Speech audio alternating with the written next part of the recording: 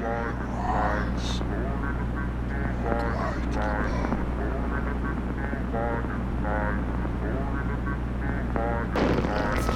it is. It is.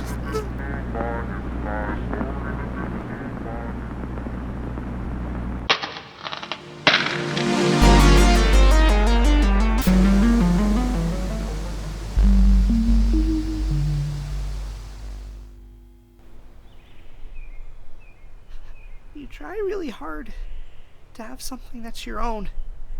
You try really, really hard. You're not trying to be selfish about it or prideful or nothing. You just want somewhere to go. Somewhere to go when you're drowning. Tiny little island of sand. One palm tree for shade. Somewhere to go when you're drowning in a forest. Hey everyone.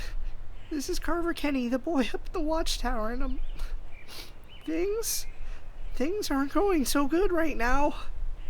There's something out there in the woods. Something really horrible lurking in the trees. I keep catching glimpses of it, and it's too much. My fear is, how can I even describe this? It's a blue fear. Cold, freezing silence.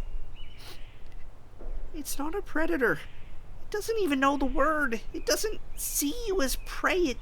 It simply exists. And because it is, you will soon be nothing.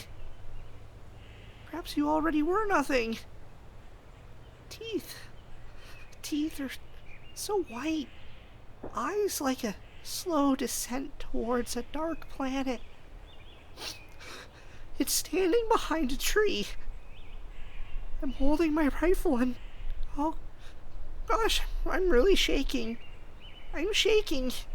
And it's standing behind a tree, and it's wearing a suit. It's wearing a black suit and a tie. And it's telling me how proud it is of me. It's telling me how proud it is.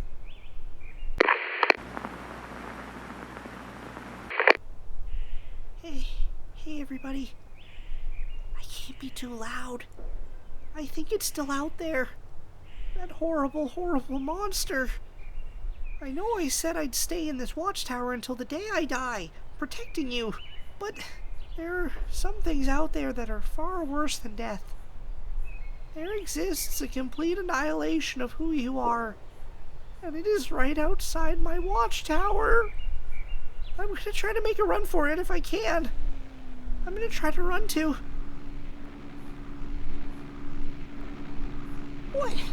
What the heck is that? Is that a UFO? It's a UFO. It is. It's a real UFO. A really real one. A 100% real UFO that looks exactly like a small, single-engine bush plane. You're hearing it here first, people. The alien invasion has begun. And they've chosen a perfect disguise. That of a de Havilland DHC-2 Beaver bush plane. Wait. I think it is a de Havilland DHC-2 Beaver bush plane. Well, you can all understand my error, right? I mean, that's an easy mistake. Oh gosh, I don't think I've ever seen a plane out here over the deep woods. It's going into a steep descent. It looks like someone just fell out of it. They're plummeting to the ground. Plummeting, exhibiting a great deal of respect towards the laws of gravity. To a most certain demise, speared upon one of the tall, pointy pine trees in the middle of tall, pointy pine tree glade. Most assuredly dying a grisly, gruesome... Oh, wait, they have a parachute. Boy, I sure wonder who would bother to parachute out into the deep woods. What a complex and interesting character they must be. It's too bad that tall, pointy pine tree glade is home to those vicious cannibal raccoons. Or rather, that one last remaining cannibal raccoon that ate all the other ones and is now very, very hungry. Ah well, that's what I love about the deep woods. There's always something to talk about. What was I saying before? Hello again, it's Carver Kenny, coming in with the... Aha! Take that! And another for your mother! you fiendish trash panda! Doris? That doesn't sound like Doris. Je m'excuse, mais pardon, strange voice boy. Let me deal with this rabid devil of a creature of God, and I shall be with you post-haste. Is everything okay? Do you need any safety tips? Impossible, silly boy. I wrote the book on fighting off cannibal raccoons. I then adapted it into a screenplay, but was then approached to have it aired as a 5-part miniseries. But they would not cast Jake Baruchel! Who is that? Famous film star, Canadiens fan, has much sexual prowess, perfect to play raccoon. Well, okay. Welcome to the broadcast, ma'am.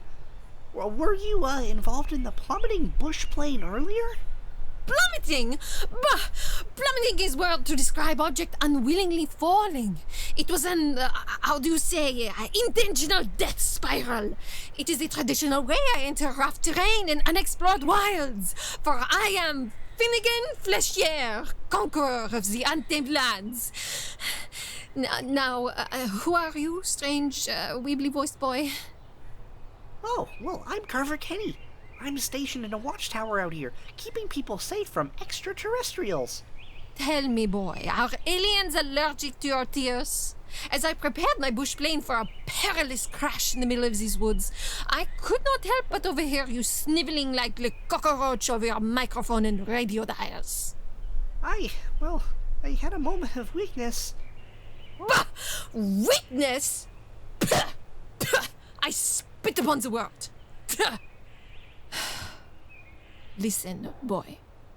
I have entered these woods for one reason and one reason alone. It is the last spot where Mother Nature despises the scent of man, and in time I shall stand victorious over it. I shall tame these lands, subjugate them to my will, perhaps open a small smoked meat shop if time permits. To have you speak of weakness, it is like a speed bump on the way to my eternal glory. I don't mean to offend you, but do you really think that's a good idea? I mean, the forest is so peaceful and quiet most of the time. Everything here sort of just flows with the wind. I don't think it really needs a smoked meat shop or any of those other things you said. Tiny Kenny, you must understand. I have spent my opening minutes engaging in bloody combat with a cannibal raccoon. I am not here to bend with trees and grass. This is the deepest, most isolated forest in all of North America, and I am a capable, full-ranked, master-class duck hawk scout. Not really. What? I mean about the isolation thing. It might seem that way from where you landed, but I'm up in a big old watchtower, and I can see plenty of people. There's hikers and families out on picnics and... No. Tiny Kenny, you are clearly deranged. These woods are miles from civilization. We are in an abandoned zone quarantined by the Quebecois Special Forces. What you are describing is utterly impossible. No one should be in this forest. Then how did I get here? Do not pester me with your philosophical queries about population density, strange boy in silly tower. I shall conquer these woods, and it shall be a solitary effort. Finnegan Flechier, over and out. Huh. Okay. Well, there you have it, listeners. It seems as if we have a new arrival out in the deep woods today. So, everybody, try your best to give your warmest welcome to Finny Flechier while out on the trails. Wish her luck as she navigates and tames this wild wilderness we know and love. Hello, everybody out there in the deep woods. This is Carver Kenny, running on 3 straight hours of no significant bad thoughts and a can of lima beans. It's time for some deep woods updates. Okay. Update number 1. To the man out in the woods wearing the red and green checkered shirt with the big old tent and hiking knapsack, I just want to let you know there's 2 of you. That's right. The other one is hiding really well and good, but I can see him with my binocs. He's been following you around all day, but he seems mighty shy. It's probably on account of how you look just like each other. He's probably nervous to meet you. Every time you look behind you, he ends up just ducking behind a tree or a bush or a... Oh, wait. Oh, I'm sorry. You're playing hide and seek, aren't you? Oh, jeez, I'm really sorry if I gave away any hiding spots. Okay, my bad. Man wearing the red and green checkered shirt?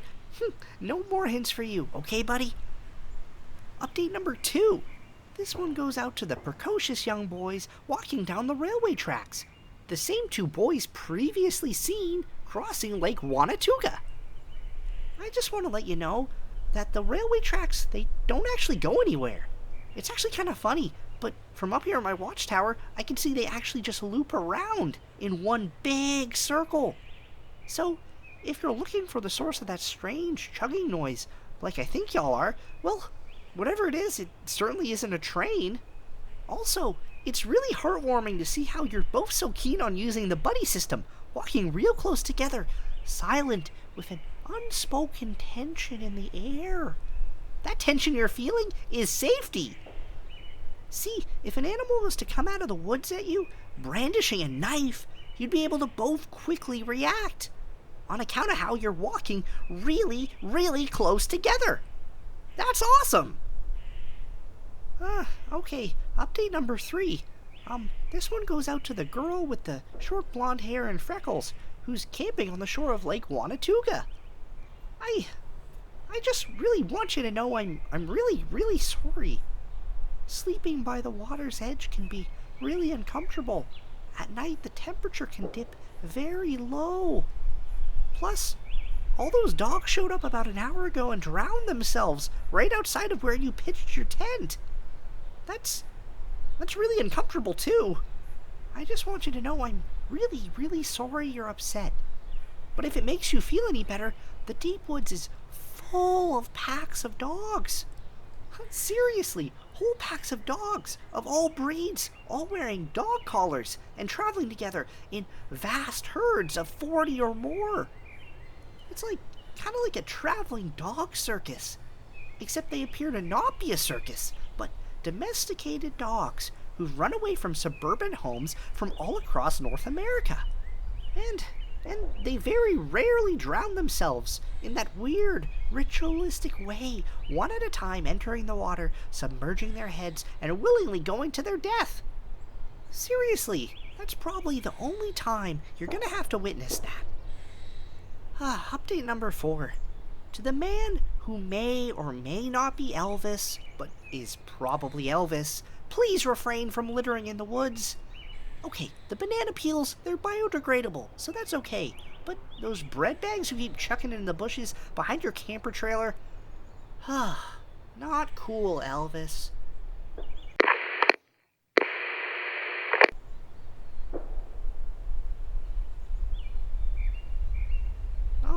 Hey folks, it's Carver Kenny again. I know usually I'm the one depositing information into your cranium, but this time around it's something a little bit different.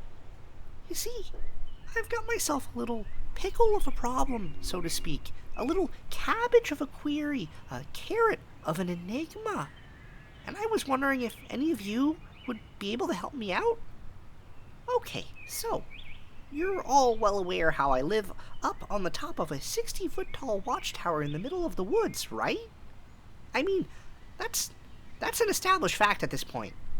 Well, lately I've been having a lot of trouble sleeping.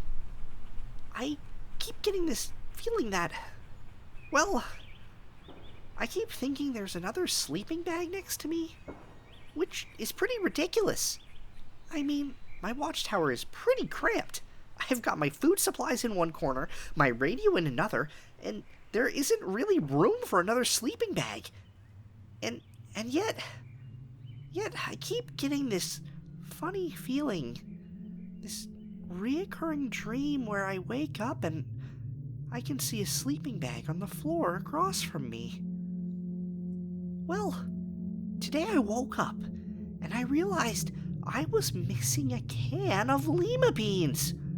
Now, if you know one thing about Carver Kenny, know this. I'm very fastidious with my beans, and I for sure did not have an extra can of beans yesterday. So I decided to do a full inventory and examination of my watchtower. And do you know what I found? Well, I found a nail. Like a fingernail clipping, I mean. But the weirdest thing about it, the absolute strangest thing, is it's got red nail polish on it. It's just, I didn't bring any red nail polish up into my watchtower. And my nails are for sure not painted red. So, how did it get up here? Is there anyone else in my watchtower? If any of my listeners have any ideas, I'd be, really eager to hear some sort of rational explanations.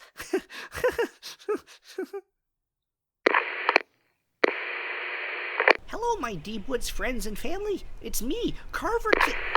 Silly boy who whinge and complain! Oh, that must be me. Cease your words! You have ruined everything, Watchtower boy! Everything! I have no doubt I've done so, but I'd also like to inquire as to how exactly... This was supposed to be my greatest test and triumph. A voyage to the center of green Mother Earth, to the forbidden forest where no one dares venture. And yet, I find backpackers and day hikers and silly young boys yelling nonsense about les extraterrestres from watchtowers. People have been constantly coming up to me, wishing to shake my hand and welcome me to the deep woods. They are telling me you told them to do this. Well, I just advise people to be friendly is all. My hand is sore from punching so many faces. You have ruined my mission. For years, I trained as a member of the QSF. Then I became a member of the National Security Coordination Team, testing the effectiveness of Quebecois military bases by committing solo acts of infiltration and sabotage. Next, I completed my commando training, ranking as triple star A-rank survivalist class lieutenant commander of the Duck Hawk Scouts. I've completed extracurricular marksmanship training with a Barrett M82, hiked the Kanchenjunga in the winter, survived for 2 months in the depths of Tocantins, fighting in bloody combat with communist Brazilian insurgents loyal to the USF and UFC, and to top it all off, I've just finished my undergraduate degree in ceramics with a specialization in 19th century Americana stoneware. Oh, I made a clay pot one time in my art class. Pottery is an ancient art form dating back to the pre-Neolithic. It is not just a hobby. It is who I am. I'm sorry. Oh, but that is not what you have disrespected, boy. I have trained for years to enter the deep woods, to test every atom within my toned frame. But now people keep approaching, offering me peanut butter and jelly sandwiches, commenting, saying things like, how about this heat, eh? It is not a survivalist test anymore. It is completely ruined. I have crashed my bush plane and stranded myself here for nothing. Nothing! I just want people to have a good time and stay safe. If I wanted to stay safe, I'd have stranded myself in any other forest in North America. You don't even understand just how dangerous this place is, do you? It is too horrid, too vast a thought to fit within your tiny, tiny brain, Kenny of the Carver. You will probably explode while trying to comprehend it. I mean, the extraterrestrials... I spit on you! And as soon as I find out where your watchtower is, I'll construct an axe of flint and wood and I'll chop it down! I'll chop it all down! Well, I suppose we can't always have what we want. Isn't that right? I mean, we could ask for a bad day and end up relaxing in the sun, sipping tea. Or we could ask for a good day and have someone drive a truck through the cafe window, splattering us all over the croissants. I really didn't mean to upset you, Finny. So, I hope you don't mean what you said about the whole attacking my watchtower with an axe. Because I built this place myself, and it was really tricky to do so. I mean, there was a lot of work involved. Blood, sweat, and tears. Mostly tears. I was crying a lot when I built this place, mostly because of the blood. There was also wood involved at some stage. Anyway, it's getting rather late, and the shadows are doing that thing where they start moving around and looking like things they shouldn't be. This is Carver Kenny, the one and only boy in the watchtower. I hope you all have the day you wish for.